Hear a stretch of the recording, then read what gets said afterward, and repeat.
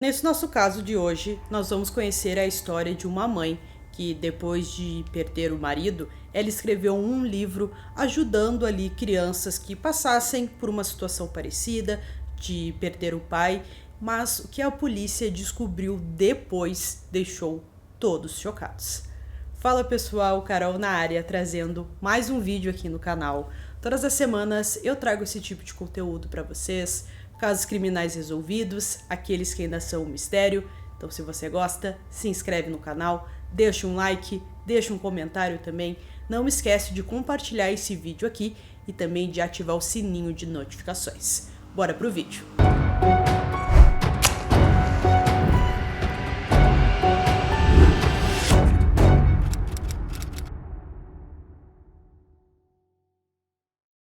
Eric Richins nasceu em 13 de maio de 1982, filho do casal Jean e Linda.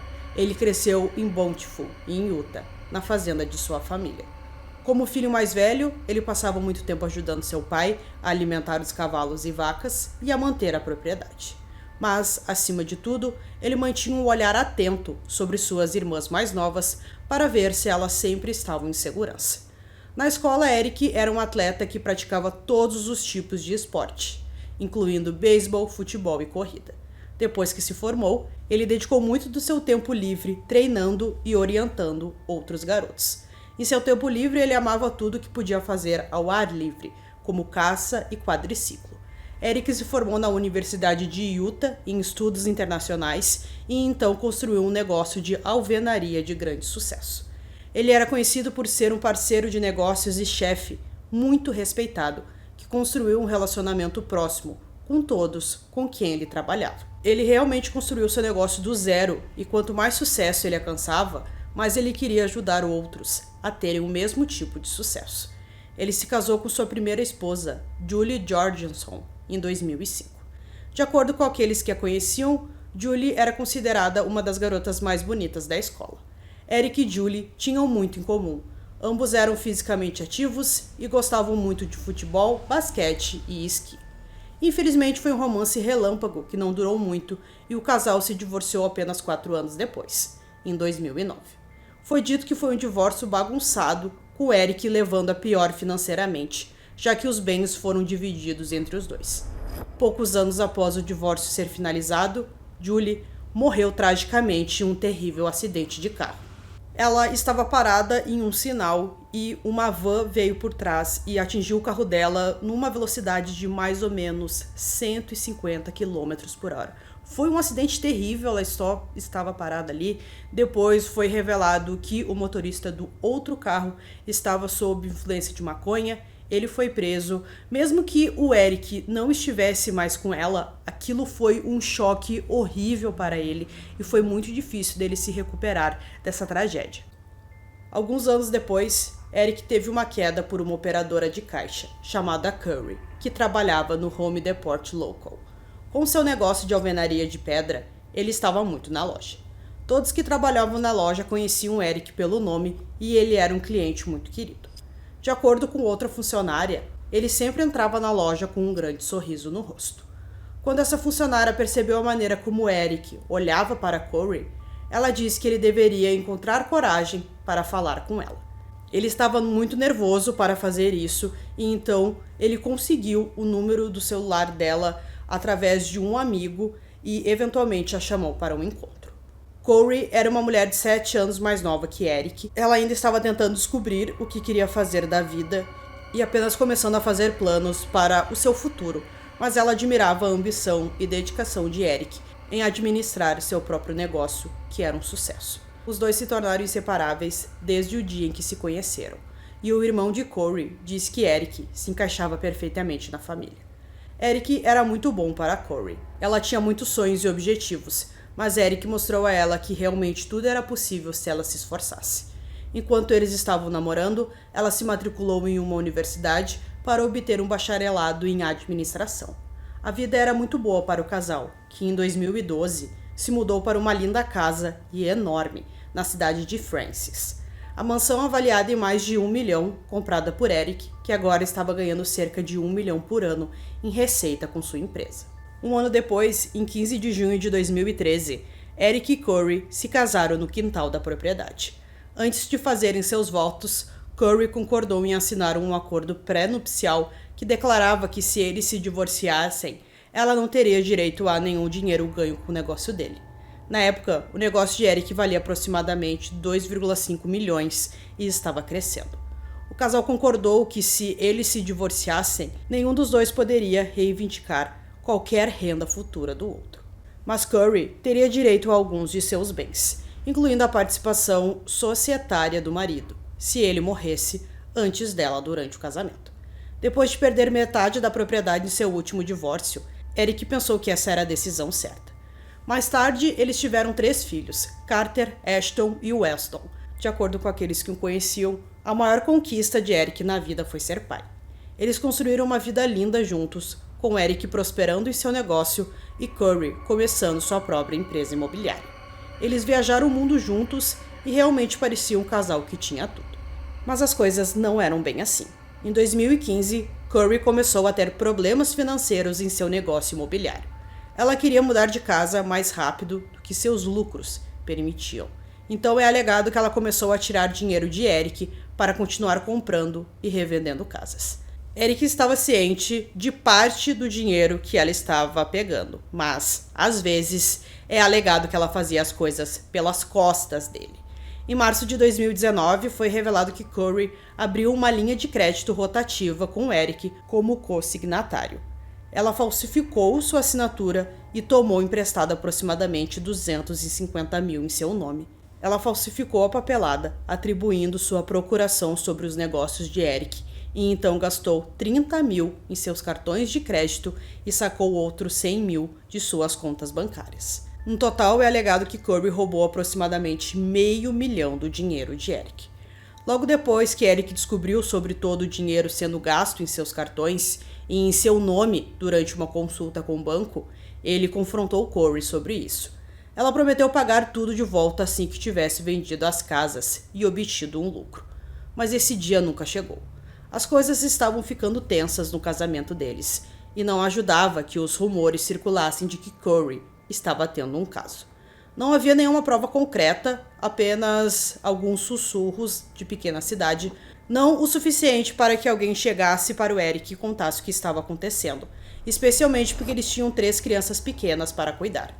Então, algo estranho aconteceu, que deixou o Eric muito preocupado e ele acreditava que sua esposa queria fazer algum mal para ele. Eles estavam de férias na Grécia e a Corey preparou uma bebida alcoólica para ele.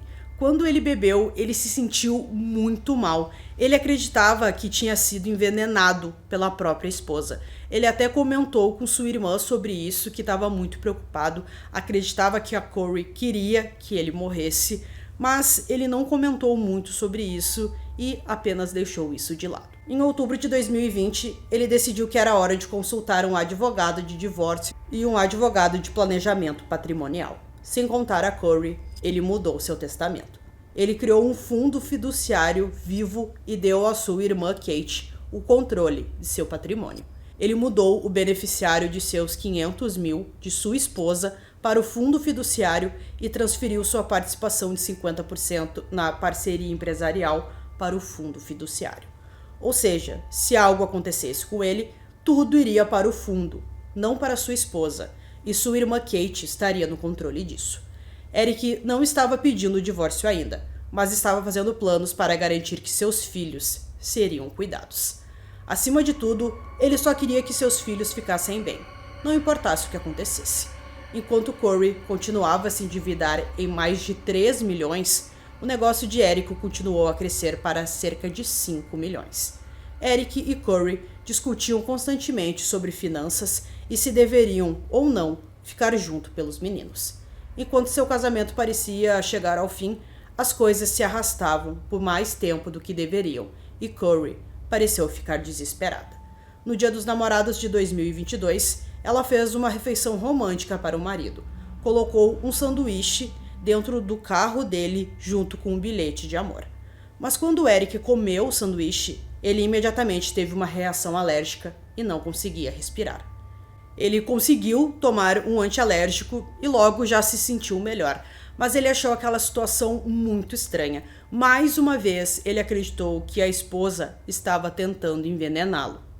Eric contou a um amigo sobre o que tinha acontecido e como ele acreditava que Curry estava tentando envenená-lo intencionalmente. Menos de um mês depois, em 3 de março, o casal colocou seus filhos para dormir e depois tomaram alguns drinks juntos. De acordo com Curry, eles estavam comemorando o fechamento de uma casa que ela tinha acabado de comprar por 2 milhões, que ela planejava vender para obter lucro. Outros membros da família mais tarde discordaram dessa declaração, dizendo, em vez disso, que o Eric havia discordado de comprar essa propriedade e disse a Curry para não comprá-la. De qualquer forma, Curry fez um Moscow Mule, que é um coquetel feito com vodka, cerveja de gengibre picante e suco de limão. Ela fez essa bebida para o Eric e levou para ele na cama. Ele bebeu e ingeriu uma goma de THC, o que ele costumava fazer quando queria relaxar no fim do dia ou ter uma boa noite de sono. Então ela foi dormir em um dos quartos dos seus filhos porque um deles sofria de terrores noturnos. De acordo com Curry, ela foi acordada por volta das 3 horas da manhã porque seu filho teve um pesadelo. Ela acalmou a criança e então ela foi até seu quarto para dormir e foi nesse momento que ela encontrou seu marido, sem resposta, no pé da cama. Curry ligou para a emergência e foi instruída sobre como realizar o RCP, o que ela disse que tentou. Quando os serviços de emergência chegaram ao local, eles notaram que Eric estava sangrando pela boca e não acreditaram que ela havia realizado o RCP porque Curry não tinha sangue nela. Eric foi declarado morto no local. Uma autópsia forneceu informações, mas também levou a mais perguntas do que respostas. Eric tinha mais de 5 vezes a quantidade letal de fentanil em seu sistema quando ele morreu. Ele morreu de overdose. Mas como o fentanil entrou no sistema de Eric? Curry tinha uma possível explicação. Eric tinha ingerido uma goma de THC naquela noite, o que ele fazia com frequência, mas ele nem sempre conseguia suas gomas das pessoas mais respeitadas. Era possível que a goma que ele tenha usado naquela noite estivesse misturada com fentanil, o que levou ele a ter essa overdose. A família de Eric não tinha tanta certeza sobre essa explicação envolvendo o fentanil. Não fazia sentido para eles. Eric não era um usuário de drogas pesadas. A ideia de que dessa vez ele recebeu uma mistura com fentanil não fazia sentido para eles. Havia vários membros da família, incluindo a irmã do Eric, a Kate, que decidiram passar a noite na casa da família após a morte do Eric. De acordo com Curry, ela perguntou se eles poderiam sair para que ela tivesse um tempo sozinha para começar o processo do luto, mas Kate recusou, insistindo que Curry não era a dona da casa, que estava no nome do Eric e que ela seria expulsa de lá em breve. Supostamente, Curry contratou um chaveiro para ir até a casa e abrir o cofre do Eric, que tinha mais de 125 mil em dinheiro. A irmã de Eric interveio para dizer a ela para deixar o cofre em paz e, de acordo com relatos policiais, foi quando Curry ficou brava e deu um soco no rosto da irmã dele. Foi uma situação tensa e emocional, com Curry descobrindo que não estava mais no controle do patrimônio do marido e que ele a havia removido de tudo pelas suas costas. Em fevereiro de 2023, Curry entrou com uma ação contra o fundo fiduciário de Eric, contestando que a irmã dele fosse a única no controle do patrimônio. Ela afirmou que os termos do acordo pré-nupcial ainda deveriam ser mantidos, que no caso da morte de Eric, se eles ainda fossem casados, ela teria direito a uma porcentagem de seus bens. Em sua ação, ela relatou que foi ela e Eric que compraram a grande mansão juntos, afirmando que ela também havia contribuído financeiramente para o pagamento inicial e a hipoteca. Esta foi uma ação que Kate contestou, afirmando que Curry não fez nenhuma contribuição para a casa, que foi comprada antes do casamento. Ela também pediu ao tribunal que rejeitasse a ação de Curry devido à forma suspeita como seu irmão faleceu. E nesse momento a polícia estava investigando mais a fundo a morte de Eric. Eles acreditavam que poderia ser mais do que uma overdose acidental.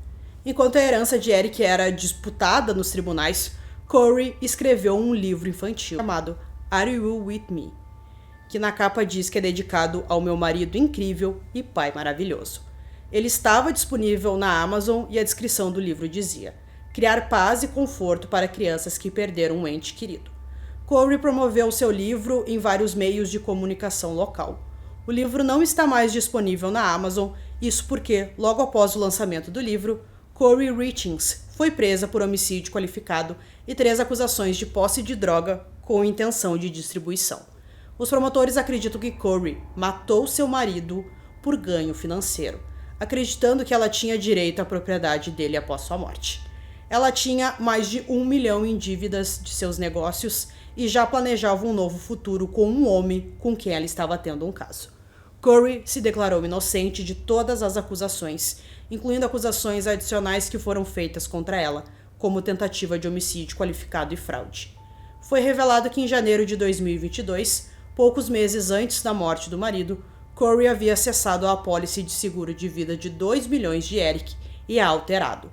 O beneficiário original dessa apólice era o parceiro de negócios de Eric, mas ela a alterou para torná-la a única beneficiária sem autorização. Eric foi alertado sobre essa mudança e conseguiu tornar seu parceiro de negócios o beneficiário novamente, antes de sua morte. Mas, apenas um mês depois, Corey solicitou uma nova apólice de seguro de vida de 100 mil para Eric. Após a morte de Eric, o mandado de busca foi executado, que incluía o celular da Corey e vários computadores da casa. Os investigadores encontraram uma série de mensagens entre Corey e uma governanta chamada Carmen Lauber, onde Corey estava fazendo arranjos para comprar fentanil em 3 ocasiões distintas. Quando a polícia entrevistou Carmen, ela confirmou que havia vendido a Corey aproximadamente 90 comprimidos para dor e fentanil, começando em janeiro de 2022, pouco antes do Dia dos Namorados, quando Eric pensou que tinha sido envenenado pelo seu sanduíche. Apenas 12 dias após essa tentativa, foram encontradas mensagens de Corey pedindo para comprar algo mais forte. Embora Corey tenha tentado apagar suas mensagens na noite em que seu marido morreu, algumas foram recuperadas. Ela foi descoberta enviando mensagens regularmente para um homem chamado Robert Grossman, que os investigadores acreditam ser o cara com quem ela estava tendo um caso. A equipe de defesa dela argumentou que não há evidências de que ela tentou envenenar o marido e que tudo não passa de especulação. Quando já estava presa, foi encontrada em sua cela uma nota que recebeu o nome de Walk the Dog. Alguns acreditam que a nota são instruções para sua família sobre como eles devem testemunhar no tribunal. A carta escrita por Corey instruía sua mãe a fazer seu irmão dizer que Eric conseguiu as drogas que o mataram no México. Os promotores disseram que a carta era a adulteração de testemunhas, mas a equipe de defesa alegou que esta carta não era na verdade uma carta. Em vez disso, era um livro de mistério fictício que Corey estava escrevendo sobre estar presa no México. Em maio de 2024, Corey divulgou sua primeira declaração pública desde sua prisão. Ela mais uma vez alegou ser inocente de todas as acusações e também pediu que o mundo lhe desse uma chance. Seu julgamento está marcado para esse ano e, se ela for considerada culpada, será sentenciada à prisão perpétua com uma pena mínima de 25 anos. Então, pessoal, concluindo esse caso para vocês, um caso terrível a gente imaginar que ela tentou envenenar o marido 3 vezes e na última ela conseguiu. Então, é claro que o caso não foi totalmente resolvido ainda, faltam muitas evidências que serão apresentadas no tribunal, mas assim que possível, assim que sair uma data, eu aviso vocês aqui, deixo vocês totalmente informados sobre esse caso aqui. Então, eu espero que vocês tenham gostado desse vídeo. Esse foi mais um vídeo aqui no canal Durmam Bem e até o próximo.